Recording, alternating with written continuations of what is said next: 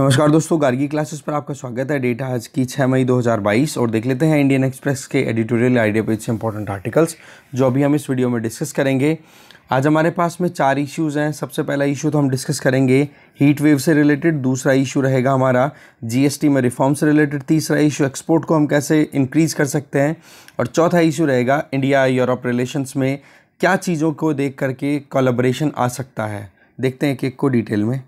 First article है heat wave red flag. Article को लिखा है रघु मार्तुगुड्डे ने। इनका ये कहना है इनका ये कहना है कि अप्रैल मंथ आपको पता है बहुत ही गर्म निकला है। हीट वेव के केसेस ज़बरदस्त आ रहे हैं और इसमें भी मेनली नॉर्दर्न इंडिया और वेस्टर्न इंडिया, यहाँ तक ही कन्फाइन नहीं रहा, अब की बार तो साउथ इंडिया तक भी एक्सटेंशन इसका अच्छे से देखने को मिल रहा है। फ्रिक्वेंसी लग रही है बढ़ रही है, हीट वेव की जो इंटेंसिटी वो बढ़ रही है। इसके पीछे केवल साउथ एशियन सब कॉन्टिनेंट पर ही असर नहीं है इसका इंडियन ओशियन के आसपास में और आर्कटिक ओशन मतलब नॉर्दर्न पोल की तरफ अच्छे से इसका इम्पैक्ट देखने को मिल रहा है, क्योंकि इस टाइम पर जो समर्स का या स्प्रिंग का जो आउटब्रेक हो रहा है वो नॉर्दर्न हेमिस्फेयर में है। अगर पिछले कुछ दशकों की बात करें तो पाकिस्तान और मिडिल ईस्ट और मेडिटेरेनियन ये ऐसे 3 ऐसे एरियाज़ हैं जो कि ट्रॉपिकल एरिया में, सब ट्रॉपिकल एरिया के आसपास में लोकेटेड है। ठीक है, ट्रॉपिकल एंड सब ट्रॉपिकल एरिया में लोकेटेड है। इस एरिया में बहुत ही ज़्यादा गर्मी पड़ रही है। 1990 से 1920 के बीच में 1 डिग्री से ज़्यादा टेम्परेचर इस एरिया में ऑलरेडी बढ़ चुका है, जबकि हम क्या बोल रहे हैं, जो इंडस्ट्रियल रेवोल्यूशन से पहले जितना टेम्परेचर था उसके कंपैरिजन में 1.5 डिग्री सेंटीग्रेड से ज़्यादा टेम्परेचर हम राइज होने नहीं देंगे, जबकि 20 सालों में इतना कुछ हो गया है। इसके अलावा हमारे देश में प्री मानसून सीजन की हम बात करें, स्प्रिंग के टाइम, स्प्रिंग जैसे ही जाती है, विंटर, स्प्रिंग एंड समर, तो इनिशियल समर्स के टाइम पे हल्की फुल्की बारिश हमें रिसीव होती है। वो क्या करती है, आपको पता है कि थोड़ा सा रिलैक्स कर देती है, गर्मी को थोड़ा डाउन कर देती है। अब की बार वो भी नहीं आ पाई है। उल्टा इसके अलावा क्या हो गया कि हमारे यहाँ पर लो प्रेशर सिचुएशन क्रिएट हो रही है ज़्यादा टेम्परेचर होने की वजह से, और वो लो प्रेशर सिचुएशन की वजह से जो वेस्टर्न डिस्टर्बेंसेज हैं वो हमारी तरफ गस्टिंग फॉर्म में आ रहे हैं, ज़बरदस्त तरीके से खिंच के आ रहे हैं, और वेस्ट टू ईस्ट डायरेक्शन में जो हवाएं चलती हैं उनकी हीट बहुत ज़्यादा है, टेम्परेचर बहुत ज़्यादा है। इसी वजह से जिसको हम लू बोलते हैं, लूएँ भी अच्छी खासी चल रही है, हीट वेव भी ज़बरदस्त चल रहा है। इसके आगे पिछले साल आपने देखा था लोकस्ट अटैक भी हुआ था। मॉनसून साइक्लोनिक सिस्टम की हम बात करें, ये भी इंटेंसिव हो जाता है। प्री मॉनसून सीजन में जो रेनफॉल होना चाहिए वो रेनफॉल हमें रिसीव नहीं हो पा रहा है, क्योंकि इधर वेस्टर्न डिस्टर्बेंसेस जब तक डोमिनेट करेंगे तब तक साउथ वेस्ट वाला जो हमारा मॉनसून है, इस डायरेक्शन से आने वाला जो मॉनसून है वो इस तरफ से आने वाली हवाओं की वजह से नहीं रिसीव हो पाएगा। ठीक है, इस चीज़ को आप समझो अच्छे से। इधर से जो मॉनसून आता है that is south west monsoon, और इधर से हमारे आ रही है वेस्टर्न डिस्टर्बेंसेस जो कि अभी तक भी प्रिवेल कर रही हैं। फ़र्क इतना सही है कि गर्मियों में ये अभी विंटर्स, स्प्रिंग और समर्स में आ रही हैं, इस वजह से वो लू लेकर आ रही हैं, गर्मियाँ लेकर के आ रही हैं, बट एक्चुअल में वो जो लगातार आ रही है ना वेस्टर्न डिस्टर्बेंसेस, उसकी वजह से हमारा टेम्परेचर ही राइज हो रहा है करंटली, और ये एक्सट्रीम ग्लोबल वार्मिंग को शो कर रहा है। ग्लोबल वार्मिंग का इवेंट इस चीज़ से भी समझ सकते हो, पहले जो एक दशक में कोई काम होता था वो अब हीट वेव की हम बात करें वो हर 3 सालों में आती है। पहले जो 50 सालों में एक बार इवेंट हुआ करता था वो हर 1 दशक में एक बार होने लग गया है हीट वेव का। मतलब ये कि लगातार हीट वेव इंटेंसिटी राइज हो रही है, फ्रीक्वेंसी राइज हो रही है, और ये चीज़ साउथ एशिया स्पेसिफिक ही नहीं है, ये चीज़ ऑल ओवर वर्ल्ड है। बट आईपीसीसी की रिपोर्ट ने ज़्यादा हाईलाइट फोकस किस पे किया है, साउथ एशिया पे। इसके पीछे कारण क्या क्या है वो देखते हैं। देखो, पहला कारण तो है ला नीना। देखो, ला नीना वैसे सिचुएशन हमारे लिए फेवरेबल होती है। ला नीना में क्या होता है कि जब हम देखें तो इधर ईस्टर्न पैसिफिक और वेस्टर्न पैसिफिक, ईस्टर्न पैसिफिक में आपको पता है यहाँ पर पेरू है या पेरुवियन कोस्ट आ गया, साउथ अमेरिका आ गया, और इधर की तरफ आप देखोगे तो इंडोनेशिया आ गया, या फिर आप देख सकते हो ऑस्ट्रेलिया वाला एरिया आ जाता है, या न्यू गिनिया, ये कंट्रीज़ आ जाते हैं इधर साउथ ईस्ट एशिया वाले। तो यहाँ पर ला नीना में क्या होता है, ये वेस्टर्न पोर्शन को तो गर्मी जल्दी मिलती है, ये तो बहुत जल्दी गर्म होता है, और यहाँ पर टेम्परेचर रहता है डाउन। इस चक्कर में क्या होता है कि यहाँ पर टेम्परेचर राइज हो गया, किस वाले एरिया में, इंडोनेशिया वाले एरिया में। इसी को हम ला नीना वाली सिचुएशन बोल देते हैं। तो ला नीना अगर हम देखें तो रेनफॉल के लिए तो हमारे फेवरेबल होता है, मानसून के लिए तो फेवरेबल होता है, पर जब बात आ जाती है गर्मियों की तो गर्मियों में भी फिर ज़बरदस्त हमारे यहाँ पर गर्मी पड़ती है, क्योंकि अल्टीमेटली रेनफॉल अच्छा कब पड़ेगा हमारे यहाँ पर, एक ही सिचुएशन में पड़ेगा जब हमें गर्मी अच्छी रिसीव हो। जितनी ज़्यादा हीट रिसीव होगी नॉर्दर्न इंडिया को, उतना ही ज़्यादा लो प्रेशर क्रिएट होगा और उतना ही अच्छा मानसून रहेगा। सिंपल सी इक्वेशन है। ठीक है, तो ला नीना जो है वो बहुत ज़्यादा फेवर कर रहा है इस हीट को इंक्रीज होने में, ठीक है, क्योंकि पिछले 3 सालों से 20, 21 और ये 22 में भी एक्सपेक्टेशन यही है कि ला नीना ही प्रिवेल करेगा। तो ऐसे में आप देख लो कि ग्लोबल वार्मिंग के चलते जो ये गर्मियां बढ़ रही हैं, ये इसमें एक फेवर ला नीना भी कर रहा है। और इसका रिजल्ट क्या है, गर्मियों में तो ज़बरदस्त हीट वेव फेस करो और फिर जैसे ही मानसून स्टार्ट होगा उस टाइम पर फ्लड्स के इनके चांसेस हो जाते हैं। ठीक है जी, फिर ला नीना की बात करें, ला नीना का सिचुएशन वही अगेन कि इंडोनेशिया ऑस्ट्रेलिया वाली कोस्ट है, पैसिफिक के जो वेस्टर्न रीजन में लोकेटेड है, वहाँ पर टेम्परेचर ज़्यादा, ईस्टर्न कोस्ट की तरफ टेम्परेचर थोड़ा सा कम। उस परिस्थिति में हमारे लिए क्या होता है कि एक तो ठंड ज़बरदस्त पड़ती है, एक गर्मी, मतलब जो सीजन होता है ना वो एक्सट्रीम इम्पैक्ट दिखाता है आपका, ठीक है ना। नॉर्मल कंडीशंस में देखें तो ठंड हमारे नॉर्दर्न रीजन में ज़्यादा पड़ती है, बट वही चीज़ है जब ला नीना सिचुएशन प्रिवेल कर जाती है ना, तो उस टाइम पर साउथ इंडिया तक भी ठंड पहुंच जाती है, जो कि अब की बार देखी गई है। इसके अलावा जो डस्ट के जो आते हैं, आंधी और ये उड़ना, ये भी साउथ इंडिया तक इफेक्ट दिखाने शुरू कर देती है। मतलब एक्सट्रीम पहुंच जाती है हर चीज़, गर्मी भी एक्सट्रीम, ठंड भी एक्सट्रीम, बारिश भी एक्सट्रीम, अगर ला नीना लगातार प्रिवेल करता है तो। इसलिए अल नीनो बीच बीच में आना कई बार हमारे लिए फेवरेबल भी हो जाता है, जिससे कि थोड़ी गर्मी कम पड़े। क्योंकि अल नीनो में क्या हो जाता है, वेस्टर्न कोस्ट है पैसिफिक की, कौन सी, इंडोनेशिया ऑस्ट्रेलिया ये वाली, ये थोड़ी सी ठंडी पड़ जाती है और इधर पेरू वाली जो कोस्ट है वो गर्म हो जाती है, तो हवाएं क्या करती हैं, उस तरफ जाना शुरू कर देती हैं। तो ऐसे में हमारे क्या होता है, थोड़ा सा रिलैक्सेशन मिल जाता है। बट ला नीना प्रिवेल करना कहीं ना कहीं ये एक्सट्रीम हीट इवेंट्स को न्योता देने के बराबर होता है। और ये चीज़ कोई ऐसा ही नहीं है इंडिया स्पेसिफिक है या साउथ एशियन सब कॉन्टिनेंट, ये सेंट्रल एशिया और ईस्टर्न यूरोप में भी देखी जा चुकी है कि उस जगह पर भी किस तरीके से दिसंबर 2021 से लेकर के फरवरी 2022, अभी पिछले जो 3-4 महीने की बीते हैं, उसमें आप देख लो कितनी गजब की ठंड पड़ी थी और एकदम से फिर गर्मी आई है। ठीक है, तो इस तरीके से आप खुद देखो कि एक्सट्रीम इवेंट्स ज़्यादा देखने को मिल रहे हैं। अगर हम टेम्परेचर पॉइंट ऑफ व्यू से देखें तो ये ग्लोबल वार्मिंग का ही सिम्टम है कि कहीं पर टेम्परेचर बहुत ज़्यादा हो रहा है, कहीं पर टेम्परेचर बहुत ही कम चला जा रहा है, और उसी जगह पे अचानक से टेम्परेचर का फ्लिप करके और टेम्परेचर को राइज हो जाना, जैसे हमने खुद ने एक्सपीरियंस किया इसी 2022 में कि जनवरी में फरवरी में क्या गजब की ठंड थी, और फिर अचानक से हमने एक्सपीरियंस किया कि मार्च से ही स्प्रिंग आनी थी, स्प्रिंग की बजाय हम सीधा समर्स को एक्सपीरियंस कर रहे हैं। तो ऐसे में ये सिचुएशन क्या हो रही है, ग्लोबल वार्मिंग। आज देखो मिडिल ईस्ट, पाकिस्तान और इंडिया, 3 ऐसे एरियाज है जहां पर लगातार गर्म हवाएं चल रही हैं, और उन गर्म हवाओं का कारण है हमारे यहाँ पर लो प्रेशर क्रिएट करना। भाई सीधी सी बात है, हीट ज़्यादा रिसीव होगी तो हवाएं ऊपर उठेगी, तो लो प्रेशर क्रिएट होगा, तो आसपास की हवाएं हमारी तरफ आएगी कि नहीं खिंच के। अगर वो आ रही हैं और वो भी वेस्टर्न साइड से अगर आती हैं, मेडिटेरेनियन सी की तरफ से आ रही हैं, तो उसमें तो सीधी सी बात है कि वेस्टर्न साइड में तो कितने डेजर्ट्स हैं, कितनी गर्मी पड़ती है, ईरान, पाकिस्तान, सऊदी अरब वाले उस वाले एरिया से, तो हमें फिर वो हीट महसूस होती है जो हमारे यहाँ तक पहुँचती है। इवन हमारे खुद के थार डेजर्ट है, वेस्टर्न इंडिया की हम बात करें, नॉर्थ वेस्ट इंडिया की, तो वो खुद हीट लेकर के आती है। तो ओवरऑल आप देख लो कि जो हवाएं आ रही हैं वेस्टर्न साइड से, गर्म हवाएं, उसके चलते हमें यहाँ पर प्री मानसून जो रेनफॉल रिसीव हो सकती हैं साउथ वेस्ट मानसून से, वो भी हम रिसीव नहीं कर पा रहे हैं। रिजल्ट क्या हो रहा है, हीट वेव स्ट्रोक्स आ रहे हैं सबके, हीट वेव लगातार बढ़ती चली जा रही है। तो ला नीना है ना, बेशक हमारे लिए रेनफॉल के लिए फेवरेबल है, पर सवाल ये है कि अभी ला नीना जो है, जो स्प्रिंग के टाइम पे जो ला नीना का इम्पैक्ट है, वो हम एक्सपीरियंस कर सकते हैं कि गर्मी ज़बरदस्त पड़ रही है, और इसका असर ये है कि अभी एकदम से ड्रॉट वाली सिचुएशन बन गई। क्यों भाई, बरसात इतनी ज़्यादा, प्री मानसून रेनफॉल रिसीव हो नहीं रहा है। इस केस में परिस्थितियाँ ये बन जाती हैं कि वहाँ पर टेम्परेचर एक्सेस में हो गया है, तो ट्रांस इवेपोरेशन, दैट मीन्स जो पानी का कंटेंट है प्लांट्स में या किसी में भी, वो उड़ जाता है, तो वो सूखा पड़ जाएगा। तो इस तरीके से जो प्री मानसून रेनफॉल की कमी है वो ड्रॉट की तरफ भी लेके जाती है। अब एक बार तो ड्रॉट एक्सपीरियंस करो, फिर एकदम से अचानक से मानसून आउटब्रेक हो जाएगा ला नीना के चलते, तो फिर बाद में फ्लड्स अगर आ जाएंगी तो फिर सॉइल इरोजन, तो हर तरीके से इकोलॉजिकली डिस्टर्बेंसेस की हम बात कर रहे हैं। अब देखो ला नीना जो है, इसको थोड़ा मैनेज होने में लगभग टाइम लगेगा जुलाई तक का।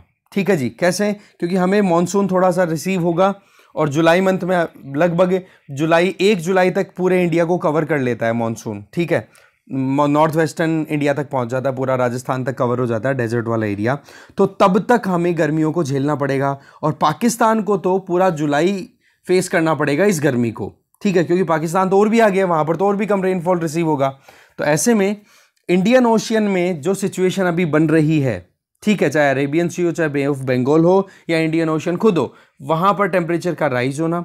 अब टेम्परेचर अगर वाटर बॉडीज का ज़्यादा राइज होता है ना, तो साइक्लोनिक सिचुएशन भी बननी शुरू हो जाती है, क्योंकि हमें पता है कि एक बड़ी वाटर बॉडी की रिक्वायरमेंट होती है, हाई टेम्परेचर चाहिए 27 डिग्री से ज़्यादा, और वहाँ पर छोटे मोटे एक दो आइलैंड्स मिल जाए जहाँ पर लो प्रेशर क्रिएट हो जाए और वहीं से साइक्लोन बनना शुरू होता है। साइक्लोन भी फिर बाद में, इसका मतलब और ज़्यादा आएंगे, इनकी इंटेंसिटी और ज़्यादा आएगी, और ज़्यादा लॉसेज होंगे। तो ओवरऑल ये सारे किससे एसोसिएटेड हैं? ग्लोबल वार्मिंग, टेम्परेचर राइज होना, और फिर बाद में इसका रिजल्ट अभी गर्मी झेलो और फिर बाद में floods, drought, sea level rise, heat wave, extreme rainfall, agricultural losses, ecological droughts, ये सारे नेगेटिव एस्पेक्ट्स हम फिर बाद में फेस करेंगे, और फिर बाद में कोरोना जैसी कोई बीमारी।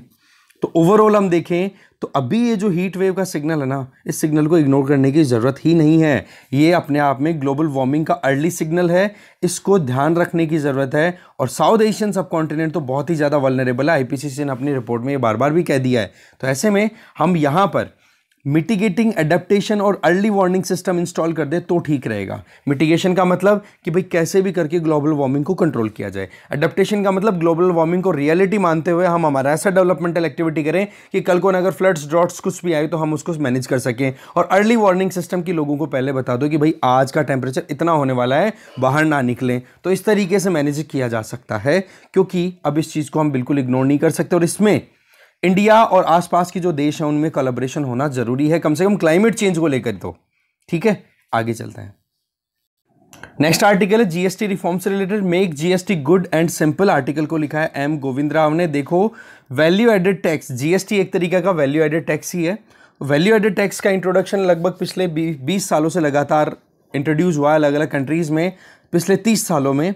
तो इसका रिजल्ट ये है कि 2018 में यूनाइटेड नेशन के टोटल 193 मेंबर्स में से 166 ने अडॉप्ट कर रखा था कि भाई हमारे यहाँ पर वैल्यू एडेड टैक्स ही चलेगा। और इसी को आगे करते हुए हमने एक एक्सपेरिमेंट किया जिसको हम बोलते हैं कोऑपरेटिव फेडरलिज्म की बेसिस पे, जिसमें सेंट्रल गवर्नमेंट और स्टेट गवर्नमेंट दोनों ने साथ मिलकर के डिसाइड किया कि हम भी एक जीएसटी इंप्लीमेंट करेंगे जो one nation one tax system पे काम करेगा। तो इससे क्या फ़ायदा होता है? एक तो कैस्केडिंग इफेक्ट नहीं आता, दैट मीन्स टैक्स के ऊपर टैक्स नहीं लगता, सिंगल जीएसटी आप अप्लाई कर देते हो। दूसरा, रिवेन्यू प्रोडक्टिविटी भी आती है, क्योंकि फिर बाद में माथापच्ची कम रहती है, ज़्यादा टैक्सेस के लिए कंप्लाइंस नहीं लाने की पड़ती हो टैक्स पेयर को, तो वो अपने आप में टैक्स पे कर देता है। तो उससे क्या होता है? टैक्स की कलेक्शन भी अच्छा होता है। तो overall 11 different domestic indirect taxes central government, state governments और यूनियन टेरिटरीज ने मिलकर के सबमर्ज किया और फिर बाद में रिजल्ट आया। ठीक है, लमसम 11, लगभग 17 थे वो, पर वो वेरिएंट ही थे इन्हीं 11 के।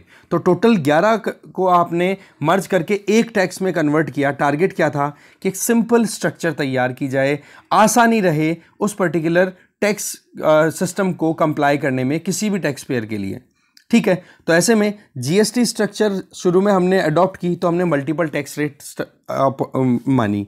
तो ऐसे में जीएसटी काउंसिल ने अपनी तरफ से बहुत बार एफर्ट्स भी किए हैं कि कैसे भी करके हमें वन नेशन वन टैक्स के कॉन्सेप्ट पे चलना है, तो टैक्स रेट्स वेरी नहीं करनी चाहिए। तो ऐसे में चीफ इकोनॉमिक एडवाइजर ने एस्टिमेट ये लगाया, उनकी कमेटी ने रिकमेंडेशन दी कि एवरेज टैक्स कितना आना चाहिए जीएसटी के बेसिस पे 15 से 15.5%। ठीक है, इसके लिए यही बोला फिक्स कर दो 15 से 15.5%। सिंगल रेट रहेगी, कोई प्रॉब्लम नहीं रहेगा, सिंप्लिसिटी रहेगी, लोग जल्दी से इस टैक्स को कैलकुलेट करने में आसानी महसूस करेंगे। पर वही चीज़ है, टाइम बीतता है, फिर देखा जाता है कि यार पूरे हर तरीके के गुड्स पे 15 या 15.5% तक टैक्स लगाएंगे, तो बोला ठीक नहीं रहेगा। रिजल्ट ये रहा कि 5, 12, 18, 28 की 4 स्लैब्स फिक्स हुई। ठीक है, और जीरो वाला तो है ही जिसमें एग्जम्पशन दिया जाता है, छूट दी जाती है। तो ओवरऑल 5 स्लैब्स में फिक्स किया गया जीएसटी को, जो कि कहीं ना कहीं डिस्करेजिंग हो रहा है। फिर लोग जो हैं, जो टैक्स पेयर्स हैं, वो लूप होल ढूंढना शुरू कर देते हैं और फिर जल्दी से टैक्स भी पे नहीं करते। तो सिंगल टैक्स रेट जो हमें अडॉप्ट करनी चाहिए थी वो बहुत ही सिंपल रहती, इससे बहुत सही रहता। फ़ायदा क्या होता है? एक तो लिटिगेशन नहीं आते, फिर केसेस नहीं बनते हैं कि भाई हमारा तो इनपुट तो था, वो तो 12% टैक्स रेट वाली में था और आपने फिनिश गुड 28% वाले टैक्स रेट पे कर दिया, तो बोला ऐसा कैसे हो सकता है? इस तरीके की सिचुएशन फिर कॉम्प्लिकेट कर देती है। जबकि एक टैक्स अगर आप फिक्स कर दो कि 15% है, अब इनपुट कॉस्ट, इनपुट आइटम है तो भी 15% है, फिनिश गुड है तो भी 15% है, तो टेंशन खत्म हो गई इन्वर्टेड ड्यूटी की। इन्वर्टेड ड्यूटी में क्या नुकसान रहता है कि आप रॉ मटीरियल पर तो टैक्स ज़्यादा कर देते हो और फिनिश गुड्स हैं उन पर टैक्स कम कर देते हो, तो भाई हमारे मैन्युफैक्चरर्स को नुकसान होगा कि नहीं? जब रॉ मटेरियल वो खरीदेंगे तो टैक्स ज़्यादा देना पड़ रहा है, जबकि वो फिनिश गुड अगर बेचते हैं तो उनको टैक्सेस कम लग रहे हैं। तो बाहर का कोई देश अगर देश का आइटम अगर इंडिया में आकर के बिकेगा तो इंडियन आइटम को डिफीट देगा कि नहीं? क्योंकि फिनिश्ड गुड में उनको टैक्स कम देना पड़ रहा है, जबकि हमारे यहाँ पर गुड्स ऑलरेडी महंगे हो गए क्योंकि हमारे रॉ मटेरियल महंगा है। तो इस केस में क्या करना पड़ेगा? टैक्सेशन को आपको थोड़ा सा सिंप्लीफाई करने की ज़रूरत है, तब जाकर के लोग कॉन्फिडेंट फील करेंगे। फिर सरकार का ये कहना है कि भाई अलग अलग स्लैब्स हम इसलिए अडॉप्ट करके चलते हैं जिससे कि गरीब लोग जो आइटम कंज्यूम करते हैं उन आइटम्स को हम थोड़ा सा कम रेट पे टैक्स करें तो ठीक रहेगा। तो इसके लिए राइटर बोल रहे हैं कि गरीबों की सहायता करने का तरीका दूसरा भी है हमारे पास में। आप कैश ट्रांसफ़र दे सकते हो उनको, जो भी वल्नरेबल ग्रुप्स हैं उनको क्वालिटी एजुकेशन और हेल्थ केयर प्रोवाइड करने के लिए आप फैसिलिटी दे सकते हो। इससे क्या होगा कि उनका जो एडिशनल दूसरा जो परेशानी का कारण है, दूसरे जो चैलेंजेस हैं, उनको आप सपोर्ट प्रोवाइड कर दो। जबकि लास्ट में आते आते राइटर एक ही चीज़ बोलेंगे, वो ये टैक्स स्लैब्स को हमें रिड्यूस करने की ज़रूरत है। फिर राइटर ये बोलना चाह रहे हैं कि अभी टाइम बहुत फेवरेबल है। कारण क्या है कि जीएसटी कलेक्शन आप देखो, अप्रैल 2022 में सबसे ज़्यादा अभी तक का कलेक्शन हुआ है 1.68 लाख करोड़। ठीक है, बोला पिछले 10 महीनों में हम लगातार 1 लाख करोड़ से ज़्यादा कलेक्शन कर रहे हैं। बोला आपको कलेक्शन में टेंशन आ नहीं रही है तो इसका आप फ़ायदा उठाओ। पर सवाल क्या है कि क्या ये कलेक्शन जो हो रहा है जीएसटी का, ये इकोनॉमिक एक्टिविटीज़ की वजह से हो रहा है? सॉरी, ये इकोनॉमिक एक्टिविटीज़ की वजह से नहीं हो रहा है।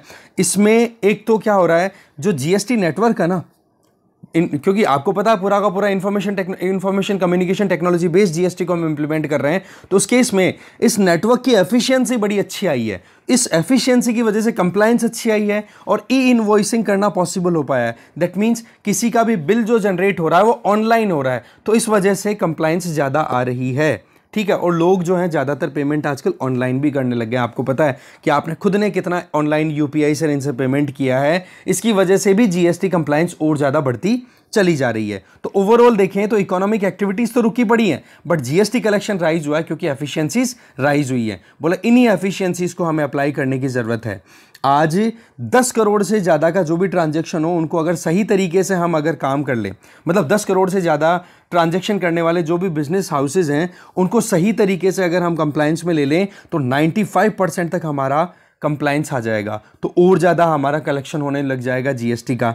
फिर बाद में ये बोला जा रहा है कि देखो जीएसटी काउंसिल ने वैसे तो रिव्यू करने की बात की है इन टैक्स स्लैब्स की, और जिस कमेटी को कॉन्स्टिट्यूट किया गया उसको चेयर किया जा रहा है कर्नाटका के चीफ मिनिस्टर के द्वारा, बट अभी तक तो उन्होंने कोई रिकमेंडेशन दी नहीं है। पर उनकी तरफ से ये कुछ आइडिया निकल के आ रहे हैं कि लोअर टैक्स स्लैब जो 5% है उसको बढ़ा करके वो 8% करना चाहते हैं, और जो कैटेगरी में 5% की कैटेगरी में जो भी गुड्स हैं सर्विसेज हैं उनको वो 3% तक ले जाना चाहते हैं। तो सवाल ये है कि आप इस तरीके से टैक्स रेट में केवल चेंजेस मत करो, आप टैक्स स्लैब में वेरिएशन लेकर के आओ। राइटर सीधा पॉइंट ये बोलते हैं कि 12% और 18% इन दोनों को तो करो आप मर्ज, ठीक है, और अल्टीमेटली एक स्लैब क्रिएट कर दो 15 से 16% की।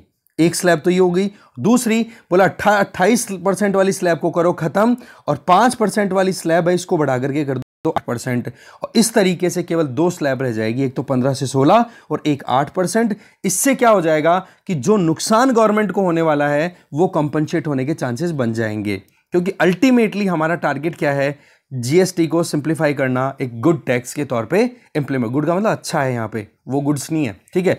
तो जीएसटी को हमें 2 रेट्स के बेसिस पे काम करने की जरूरत है, और जो उपकर लगते हैं जिनको सेसेस बोलते हैं वो भी देखो 2026 आते आते बंद हो जाएंगे। तो ऐसे में हमें सिंप्लीफिकेशन की तरफ जाना चाहिए जिससे कि कंप्लायंस भी बढ़े, कलेक्शन भी बढ़े और ईजी भी रहे टैक्स पेयर के लिए। तो ये चीज़ यहाँ पे बताई जा रही है GST reforms point of view से। बाकी तो देखो क्या फाइनल होता है वो देखेंगे, अगर कोई रिकमेंडेशन हमसे पूछे तो हम ये बता सकते हैं। आगे चलते हैं। नेक्स्ट आर्टिकल है seize the trade movement. Article को यहाँ पर लिखा गया है सच्चिदानंद शुक्ला जी ने। देखो 2021 का साल हमारे एक्सपोर्ट के लिए बड़ा अच्छा रहा। मर्केंडाइज एक्सपोर्ट की हम बात करें, ट्रेड की हम बात करें तो हमारा 9.8% राइज हुआ डॉलर्स के टर्म, मतलब मर्केंटाइज मतलब गुड्स के टर्म में, और अगर डॉलर में हम देखें तो हमारा ट्रेड लगभग 26% राइज हुआ है। साथ में अगर कॉमर्शियल सर्विसेज की बात करें तो वो उसका ट्रेड हमारा सर्विसेज का कितना रहा है, 15% राइज हुआ है। इस तरीके से इंडिया का टोटल एक्सपोर्ट ग्लोबल एक्सपोर्ट में अच्छा खासा पार्टिसिपेट कर रहा है। ऐसे में हमने टोटल गुड्स का एक्सपोर्ट कितना किया, 419 बिलियन डॉलर्स का, और सर्विसेज का एक्सपोर्ट किया 250 बिलियन डॉलर्स का। ये मेंस में लिखने काम आने वाली चीज़ है कि 2021 के कैलेंडर ईयर में हमारी क्या परफॉर्मेंस रही है ट्रेड पॉइंट ऑफ व्यू से, international trade point of view से और एक्सपोर्ट पॉइंट ऑफ व्यू से।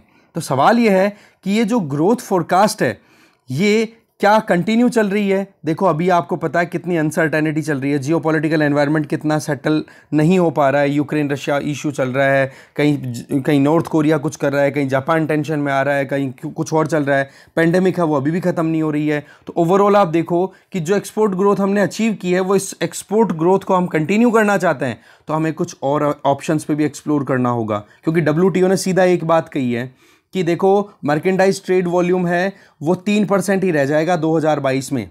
ठीक है, इसका मतलब क्या हो गया, पहले तो अच्छी खासी एक्सपेक्टेशन थी, इसका मतलब ग्लोबल जो ट्रेड है वो डाउन होने वाला है।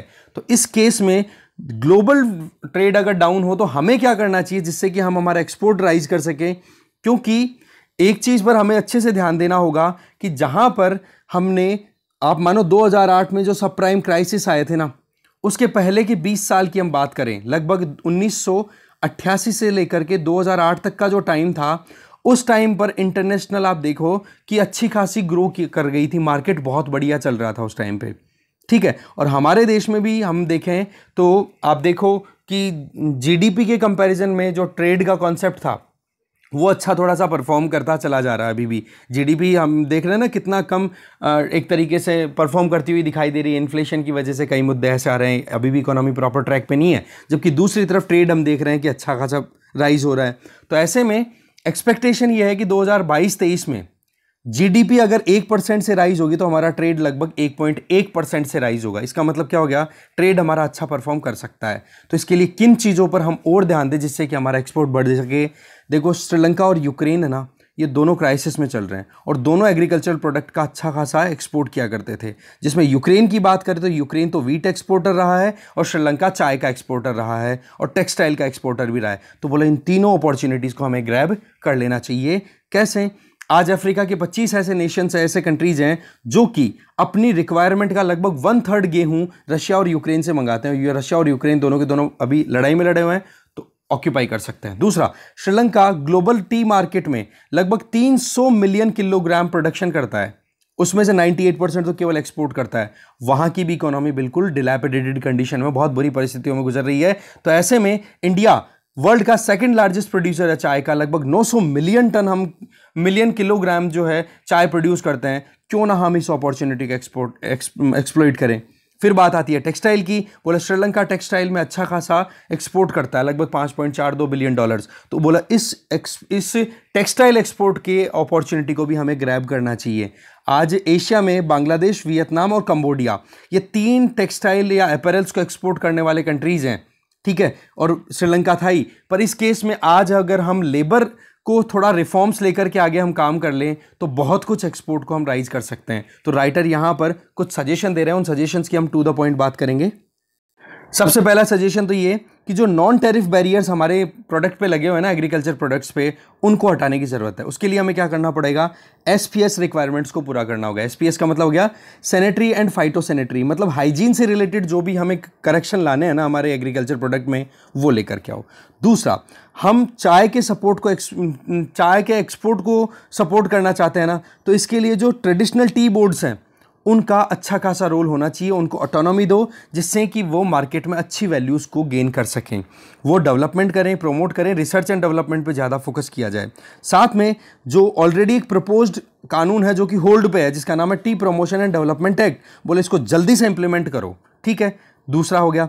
तीसरा सजेशन, इंडिया को अपना ग्लोबल सप्लाई चेन में इंटीग्रेशन और राइज करने की ज़रूरत है। जितना अभी हम ग्लोबल सप्लाई चेन में पार्टिसिपेट करते हैं उसको जस्ट डबल करो। दैट मीन्स जो ट्रेड डील्स हो रही है ना, फ्री ट्रेड एग्रीमेंट्स, बोलो उनको और जल्दी करो। न्यू प्रो ट्रेड पॉलिसीज बनाने की ज़रूरत है हमें।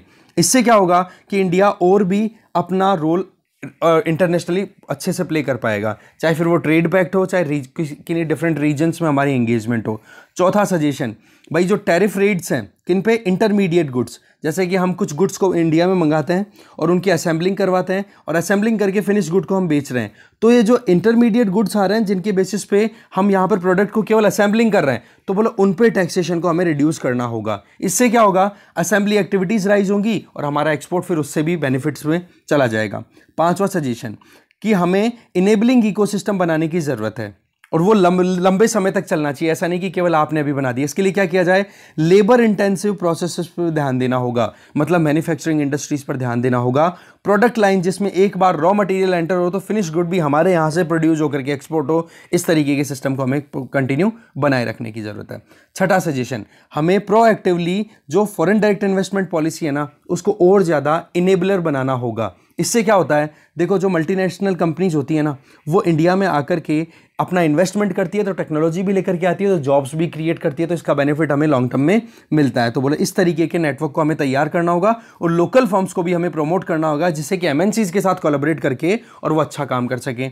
लास्टली सजेशन ये दिया जा रहा है कि हमें जो लॉजिस्टिकल और पावर सेगमेंट में जो कमियां हैं, लॉजिस्टिक्स का मतलब स्टोरेज से रिलेटेड, ट्रांसपोर्टेशन से related, power system availability, cold storage, ये सारा बोले इन सारी चीज़ों की फैसिलिटी में जो कमियां हैं उनको ठीक करने की ज़रूरत है। नहीं तो क्या हो जाएगा, जो चीज़ें हम सोच रहे हैं वो फुलफिल ही नहीं हो पाएगी, क्योंकि लॉजिस्टिक कॉस्ट बहुत रिड्यूस हो ना उतना ही फायदा रहता है। भाई एक चीज़ बन गई, उसको पोर्ट तक ले जाने में पैसा इतना खर्च हो रहा है, टाइम इतना खराब हो रहा है, तो ऐसे में कौन फिर बाद में हमारे प्रोडक्ट को खरीदेगा, कौन वेट कर रहा है, सबको जल्दी सप्लाई चाहिए होती है। तो इस चीज़ को लेकर के इकोनॉमिक सर्वे 2019 के ने रिकमेंड भी किया है कि हमें को जो भी लॉजिस्टिक्स में कॉस्ट लगती है उसको रिड्यूस करना होगा और साथ में जो पावर सप्लाई है उसको इंक्रीज करना होगा, कम्युनिकेशन को एम्पावर करना होगा, तब जाकर के हम ग्लोबल वैल्यू चेन में अच्छा खासा पार्टिसिपेट कर पाएंगे। ठीक है, तो इस तरीके से ये हमारे 3 आर्टिकल्स थे, तीनों हमने देख लिए। चौथा आर्टिकल आप खुद से देख लेना, उसमें सिंपल सी एक ही चीज़ बताई हुई है, वो मैं बताता हूँ। यहाँ पर द मिडिल पावर टेस्ट, इसमें ये बताया जा रहा है, एक अलग ही ओपिनियन दिया जा रहा है, वही टू द पॉइंट हम बात करेंगे कि देखो इंडिया के लिए चिंता है चाइना, यूरोप के लिए चिंता की बात है रशिया।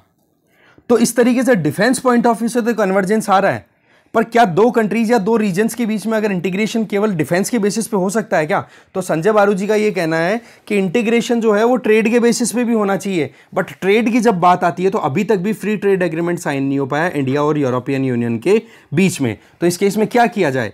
बोले यूरोपियन यूनियन के जो चंगुल में फंसे हुए 2-3 कंट्रीज है जो कि इंडिया के साथ में अपनी एंगेजमेंट बढ़ाना चाहते हैं, बोले उन कंट्रीज को साथ में आना चाहिए और उन कंट्रीज को साथ में आकर के एक नया ही मिडिल ऑर्डर क्रिएट करने की जरूरत है। वो कंट्रीज कौन कौन से हैं? इंडिया के साथ में ब्राजील, फ्रांस, जर्मनी, इंडिया खुद, इंडोनेशिया, जापान, साउथ अफ्रीका, ये वो कंट्रीज हैं। बाकी दूसरे और कंट्रीज हैं, इनको साथ में आकर के एक नया मिडिल ऑर्डर क्रिएट करना चाहिए। और ये जो 3 बड़ी पावर अपने आप को समझती हैं, चाइना, रशिया और यूएस, इनकी अकाउंटेबिलिटी फिक्स करनी चाहिए कि भाई तुम लोगों ने अभी तक क्या किया है पूरी दुनिया के लिए। क्योंकि अगर हम यूरोपियन यूनियन के साथ एंगेज करें तो उस केस में भाई सीधी सी बात है, फ्रांस और जर्मनी है ना, जब ट्रेड की बात आती है तो वो तो यूरोपियन यूनियन जो कुछ कहेगा वही फ्रांस और जर्मनी को फॉलो करना होता है। तो इस केस में हमें इन कंट्रीज के साथ में एंगेज करना होगा, जबकि यूरोपियन यूनियन में 2 की प्लेयर्स जर्मनी और फ्रांस ही हैं और इन दोनों के साथ में हमारी एंगेजमेंट अभी बड़ी भी है।